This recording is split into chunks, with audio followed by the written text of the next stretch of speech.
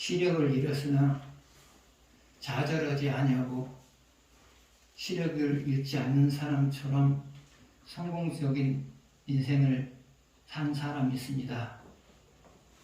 그들 중에 하나가 짐 스토벌이라고 하는 사람입니다. 이 사람은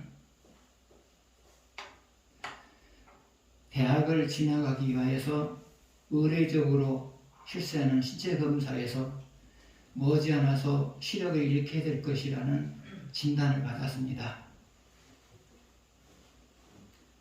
그는 그로 인하여서 심한 좌절에 빠졌습니다.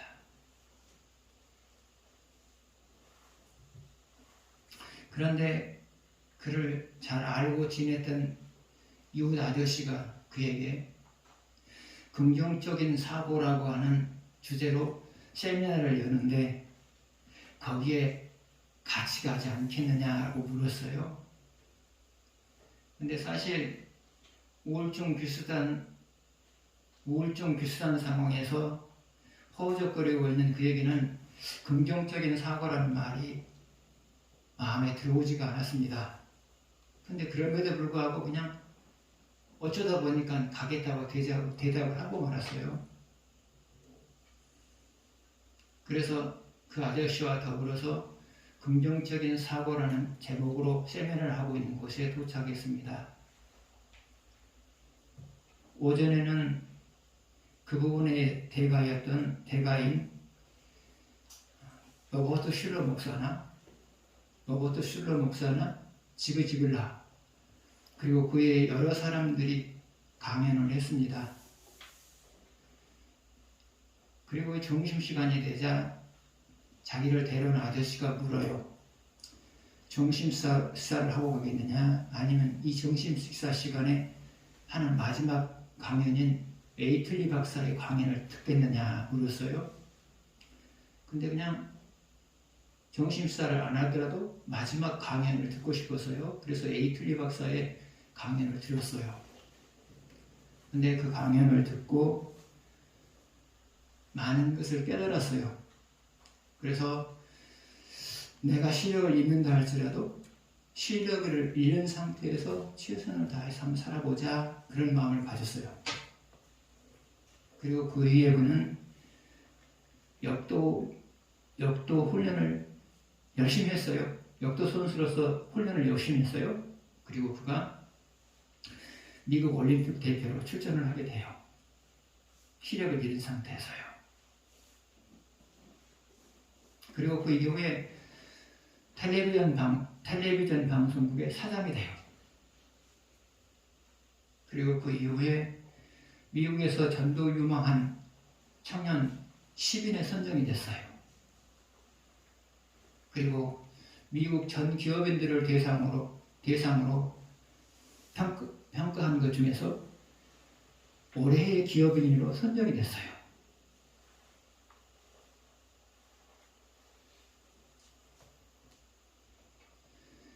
한 사람의 영향력 있는 말이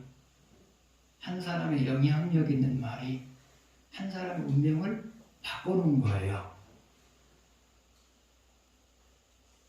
하나님은 여러분도 사람들에게 선한 영향을 끼치면서 살기를 바라요. 그러면 여러분이 사람들에게 선한 영향을 끼치면서 살려면 어떻게 해야 되느냐? 그것은 받은 말씀대로 살면 돼요. 왜 그러느냐?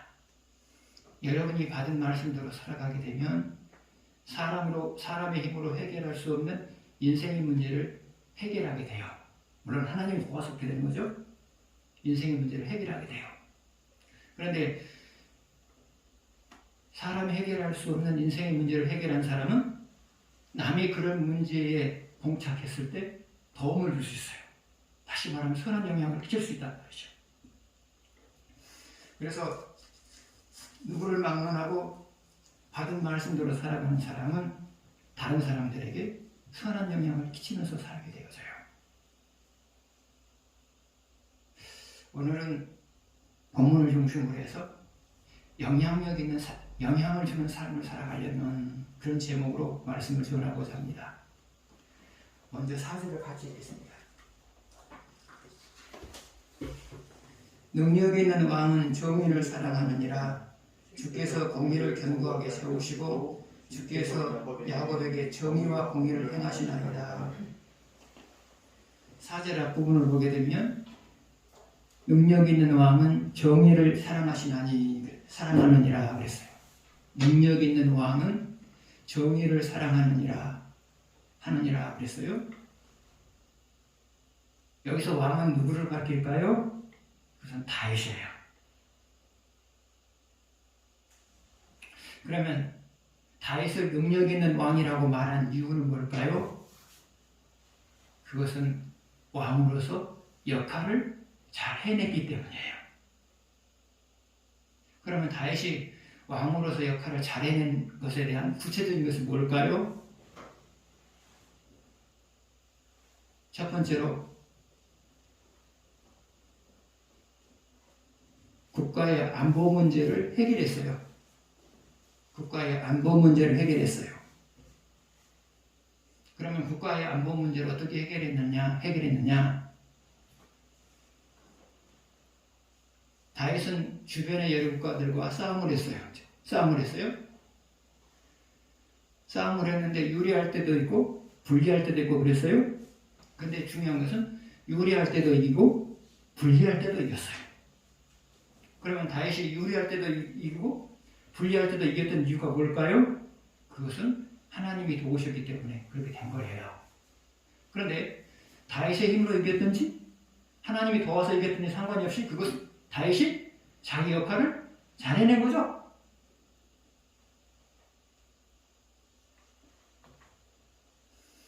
두 번째로 다윗이 왕으로서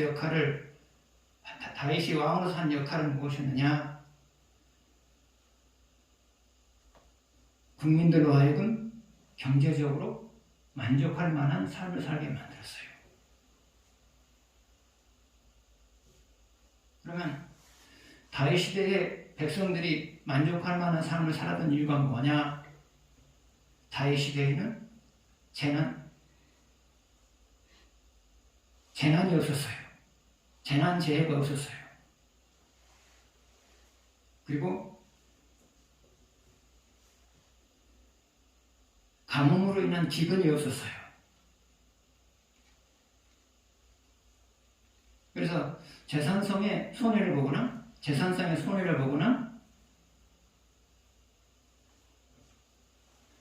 또한 재산성의 손해를 보는 일이 없었고요. 또한 농사를 짓든지 가축을 기르든지 잘 됐어요. 그런데 이런 모든 상황들을 다윗 스스로가 조정했느냐? 그것은 아니에요. 하나님이 조정해 준 거예요. 상황들을, 될 수 있는 상황을 하나님께서 만들어 준 거예요. 그러나 다윗이 백성들을 잘 살게 했든지 하나님이 도우셔서 백성들을 잘 살게 만들든지, 그러나 이것은 다윗이 자기 역할을 잘해낸 거란 말이죠. 그러면 다윗이 왕으로서 역할을 잘해낸 이유가 뭐였냐? 그래서 방금 읽은 말씀과 상관이 있어요. 정의를 사랑하느니라 그랬어요. 정의를 사랑하느니라. 그래서 다윗이 왕으로서 역할을 잘한 이유가 뭐냐?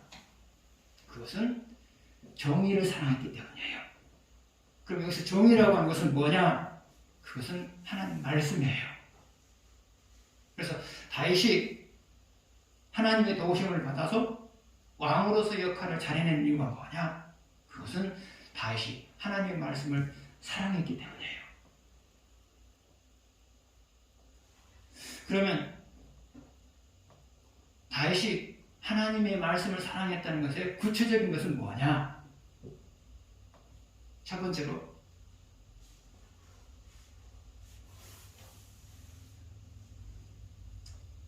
말씀을 근거로 살았어요. 첫 번째로 말씀을 근거로 살았어요. 두 번째로 백성들로 하여금 말씀을 근거로 살도록 권면을 했어요. 세 번째로 말씀을 근거로 나라를 다스렸어요. 이것이 바로 다윗이 하나님의 말씀을 사랑한다는 증거였어요. 여러분 역시도 마찬가지예요. 하나님의 말씀을 사랑하면 여러분도 자기 역할들을 잘해내요. 구체적으로 말하면 부모는 부모로서 역할을 잘해내고요. 자녀는 자녀로서 역할을 잘해내요. 또 삶의 현장에서도 자기 역할을 잘해내요. 그리고 교회 안에서도 자기 역할을 잘해내요. 왜 역할을 잘해내요? 하나님의 말씀을 사랑하면 하나님이 도우신 거예요. 그래서 여러분이 하나님의 말씀을 사랑하면서 살아가게 되면 어느 곳에 여러분이 놓여 있든지 간에 그곳에서 자기 역할을 잘해내게 된단 말이죠. 왜 그렇다고요? 하나님의 말씀을 사랑하는 사람은 하나님께서 무엇을 하든지 어디서 무엇을 하든지 항상 돕기 때문에 그래요. 그래서 여러분 역할을 잘해내는 사람, 역할을 잘해내는 사람, 그리고 능력 있는 사람, 이런 사람이 되시려면 하나님의 말씀을 사랑하셔야 돼요.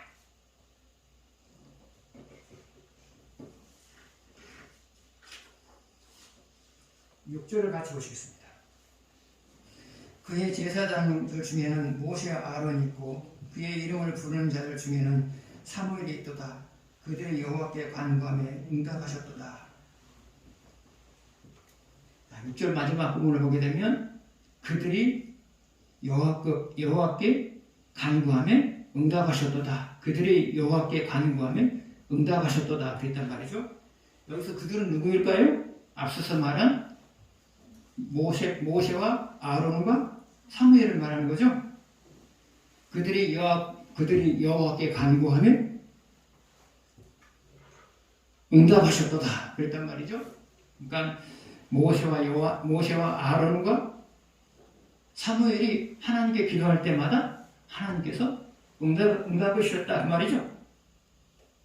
그러면 모세와 아론과 사무엘이 하나님께 기도할 때마다 응답해 주신 이유가 뭘까요? 그것은 그들의 기도의 내용과 그들의 삶 때문이에요.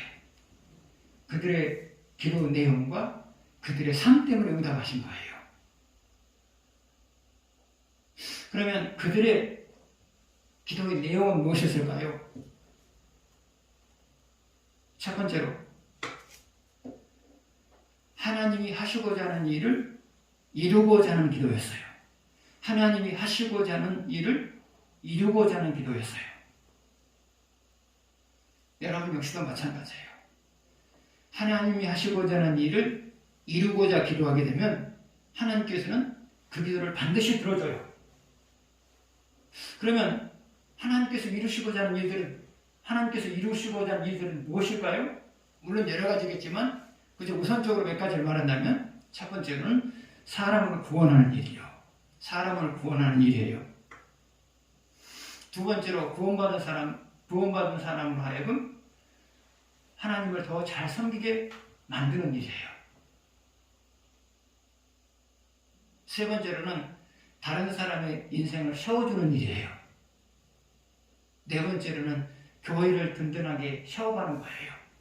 이것이 바로 하나님께서 이루시고자 하는 중요한 일들이에요. 그래서 여러분이 이런 내용을 가지고 기도를 하게 되면 하나님께서 반드시 그 기도에 대해서 응답을 하세요. 그런데 하나님께서는 그 기도에 응답하실 뿐만 아니라 여러분이 하나님의 하시는 일을 이루고자 하는 일을 놓고 기도했을 때 그 기도만 하나님께서 응답하시는 것이 아니라 여러분의 개인적인 기도도 응답을 하세요. 왜 그러느냐? 하나님이 관심을 갖고 있는 것에 대해서 여러분이 기도하니까 하나님께서는 그 모습이 귀하게 여기셔서 여러분의 개인적인 기도까지 응답하신다는 말이에요. 그래서 여러분의 개인적인 기도를 하는 것도 중요해요. 근데 더 중요한 것은 뭐냐? 그것은 하나님께서 이루시고자 하는 일들을 놓고 기도하는 거예요. 그랬을 때 여러분의 개인적인 기도도 훨씬 더 잘 이루어져요.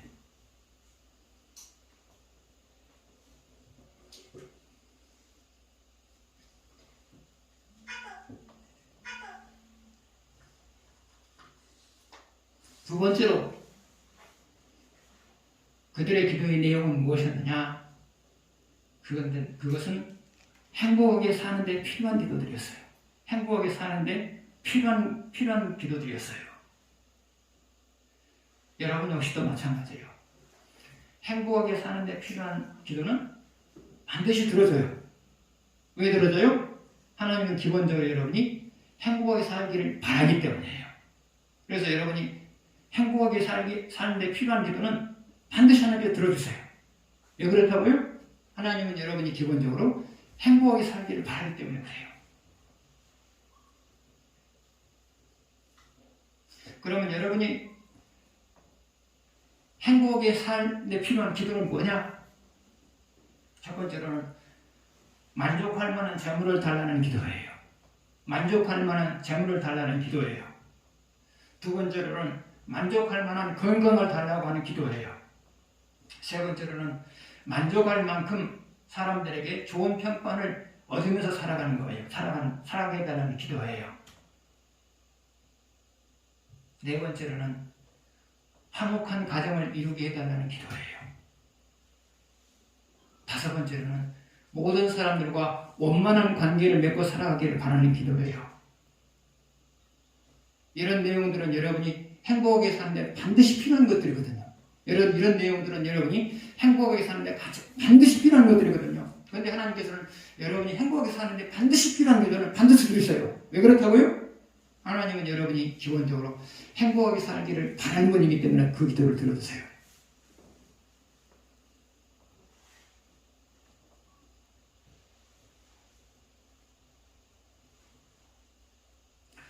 하나님이 세 사람의 기도를 들어줬던 또 하나의 이유는 무엇이었느냐? 그것은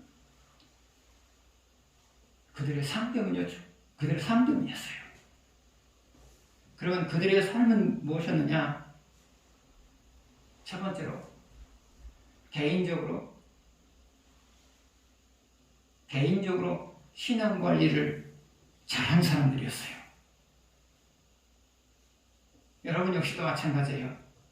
내 신앙을 잘 관리하게 되면 여러분이 어떤 기도를 해도 하나님께서 들어주세요. 그래서 여러분들은 인생의 문제가 많으면 많을수록 신앙을 관리하셔야 돼요. 어떻게 하면 인생의 문제를 해결할까? 그거보다도 어떻게 하면 내가 이 상황에서 신앙을 관리할 것인가? 여기에 관심을 두고 사셔야 돼요. 왜요? 신앙이 관리하게 되면 여러분의 인생의 문제는 하나님께서 알아서 해결하시거든요. 그래서 여러분 삶이 평탄할 때도 마찬가지고요. 인생의 문제가 많을 때도 마찬가지고요. 여러분은 항상 신앙을 관리하셔야 돼요. 신앙을 관리하셔야 돼요. 신앙만 관리하면 그 다음은 하나님께서 알아서 하시거든요.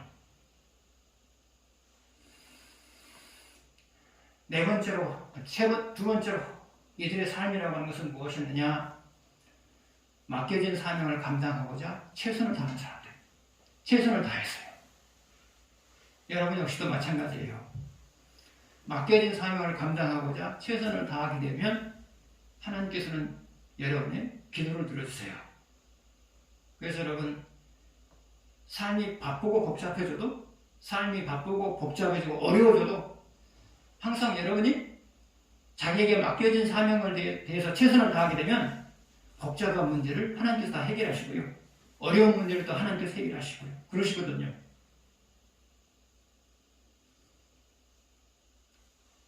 그래서 여러분 인생의 문제를 잘 해결할 수 있는 방법이 바로 그거예요.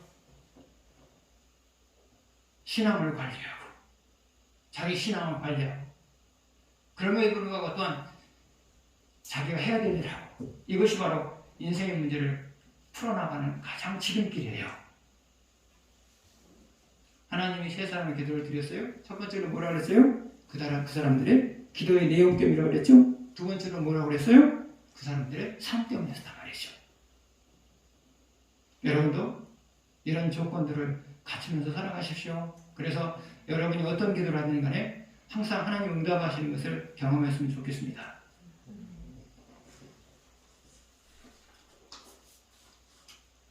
팔 절을 보겠습니다. 같이 읽겠습니다.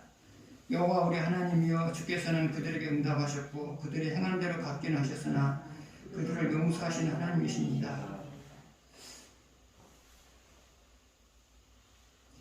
앞부분 8절 앞부분의 그들하고 뒷부분의 그들이 달라요. 그러다 보니까 이 말씀을 해석하기가 좀 복잡해요. 자, 먼저 8절 앞부분부터 봅시다. 여호와 우리 하나님이여 주께서 그들에게 응답하셨고 여호와 우리 하나님이여 주께서 그들에게 응답하셨고 그랬단 말이죠. 여호와 하나님이여 주께서 그들에게 응답하셨고 여기서 그들은 누구를 말해요? 누구를 말합니까? 앞서서 말한 모세와 아론과 사무엘을 말해요. 근데 응답하셨다고 하는데 여기서 이 응답이라고 하는 것은 뭐냐? 이 응답이라고 하는 것은 뭐냐? 여기서 응답은 뒷부분하고 연결된 거예요. 뒷부분의 내용하고 연결된 거예요. 여호와 주께서 그들에게 응답하셨고 무엇을 응답했느냐? 그들이 이스라엘 백성이 하나님과 상관없이 삶으로 인하여서 징계를 당했어요. 징계를 당했어요. 그때 이들이 그들로 하여금 징계에서 벗어나게 해달라고 하나님께 기도를 했어요. 징계에서 벗어나게 해달라고 하나님께 기도를 했어요. 그랬을 때 그 기도를 들어주신 것을 말해요.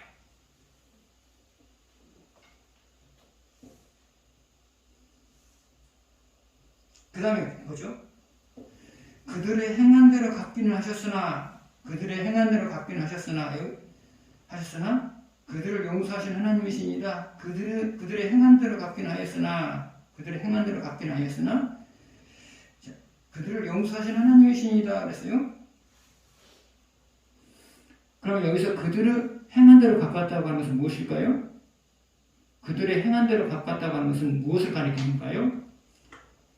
이스라엘 백성들이 하나님과 상관없이 살았어요.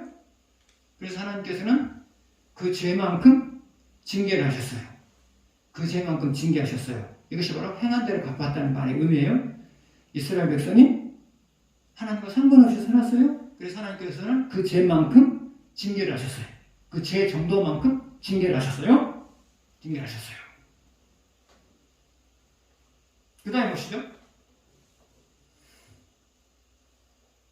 그들을 용서하신 하나님이시니이다 했어요. 그럼 그들을 용서했다고 하는 것은 무엇일까요? 그들을 용서했다고 하는 것은 무엇을 의미할까요? 자, 하나님이 이스라엘 백성이 하나님과 상관없이 살았어요. 그래서 하나님께서는 그 죄의 정도만큼 징계를 하셨어요.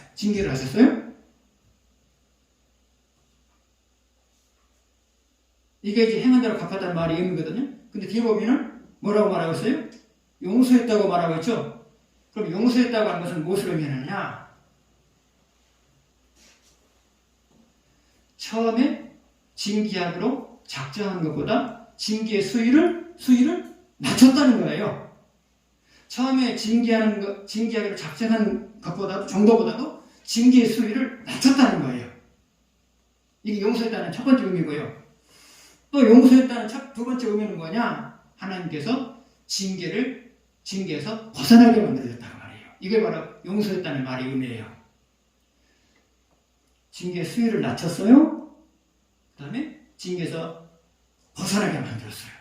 그런데 하나님께서 이스라엘 백성들을 징계하였으나 징계의 수위를 낮추시고 결국은 징계에서 벗어나게 한 이유는 뭘까요? 앞서서 말하고 있죠? 누가 기도했기 때문에? 모세와 아론과 사무엘이 기도했기 때문에 그렇게 해줬다 그 말이죠. 그러면 모세와 사무엘이 주로 이제 사무엘이 기도를 많이 했죠. 그러면 모세와 사무엘이 그들을 위해서 기도했을 때 그들의 징계의 수위를 낮추고 징계에서 벗어나게 만든 이유는 뭘까요? 첫 번째로 그들이 이스라엘 백성들을 너무너무 사랑하는 것을 알기 때문이에요. 모세와 사무엘이 이스라엘 백성을 너무너무 사랑하는 것을 알기 때문에 그래요. 두 번째로 모세와 사무엘이 하나님의 영광을 위해서 기도했기 때문이에요. 모세가 하나님이 이스라엘을 심하게 징계할 때마다 그렇게 기도를 했죠. 만약에 하나님의 백성들을 심하게 징계해버리면 믿지 않는 사람들이 이 모습을 보고 하나님은 자기 백성을 간수하지 못하는 그런 분이다 라고 말할까 두렵습니다. 그렇게 말을 하죠. 하나님의 영광을 위해서 기도했기 때문이에요. 세 번째로 더 근본적인 것은 세 사람 다 하나님이 기뻐하시는 삶을 살았기 때문이에요.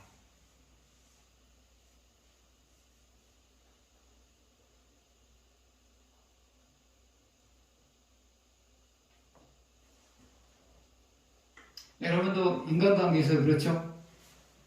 내가 좋아하는 사람이 부탁하면 들어줘요. 그러나 내가 좋아하지 않는 사람이 부탁하게 되면 보류하거나 안 들어주거나 그렇단 말이죠. 하나님도 그래요.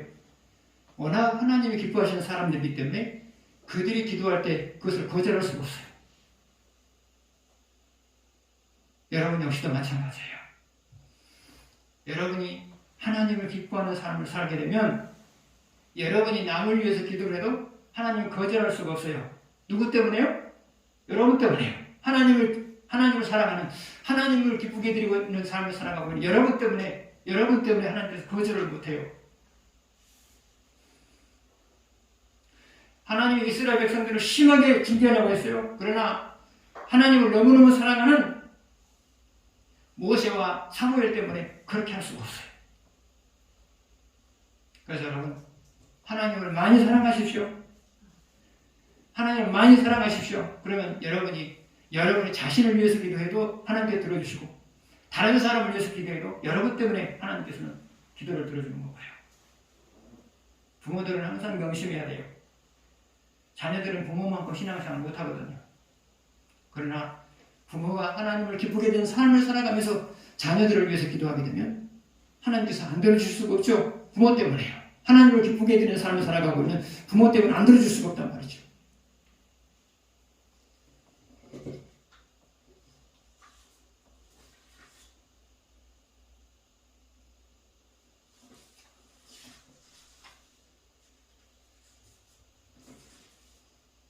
한 군데 빠뜨렸어요.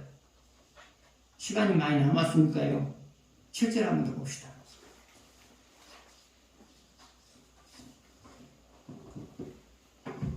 7절 같이 읽겠습니다. 여호와께서 구름 기둥 가운데서 그들에게 말씀하시니 그들은 그가 그들에게 주신 증거와 율례를 지켰도다.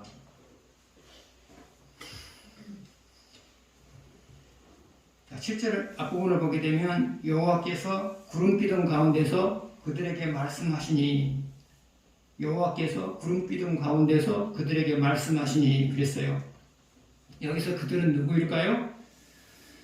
모세와 아론과 사무엘이에요. 그러면 하나님이 구름 기둥 가운데서 말씀하셨다고 하는 것은 무엇을 가리킬까요? 하나님은 모양이 있어요, 없어요? 모양이 없죠? 왜 없죠? 영적인 존재이기 때문에 모양이 없어요. 그런데 하나님께서 구름 기둥 가운데서 말씀하셨다고 하는 것은 하나님이 구름 기둥으로 나타나셨다는 거죠. 구름 기둥으로 나타나셨다는 거죠. 하나님이 구름 기둥으로 자기를 나타냈다는 거예요.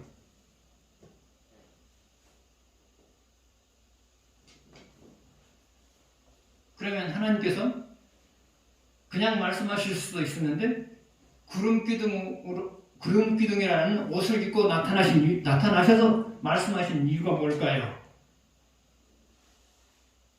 사람은 보이지 않는 가운데서 하나님이 말씀을 주시는 것과 보이는 가운데서 말씀을 주시는 것이 받아들이는 정도가 다르기 때문에 그래요.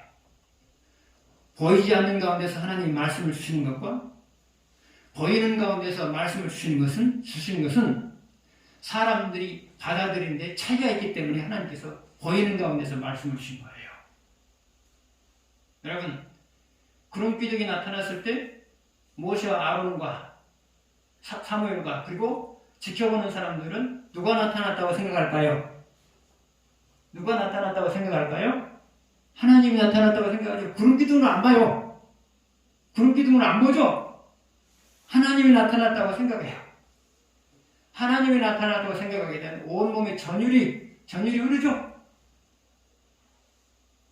기쁜 마음도 있지만 다른 한편으로는 두려운 마음도 있죠. 하나님이 구름 기둥으로 나타나셨으니까 두려운 마음도 있죠.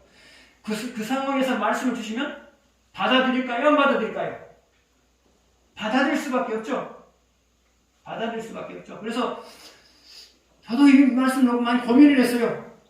실제로 그럴까? 그런데 그 상황이 있으면 하나님이 나타났다는 생각을 하게 되니까 마음이 긴장되지 않을 수가 없겠다. 그런 느낌이 왔어요. 저도요.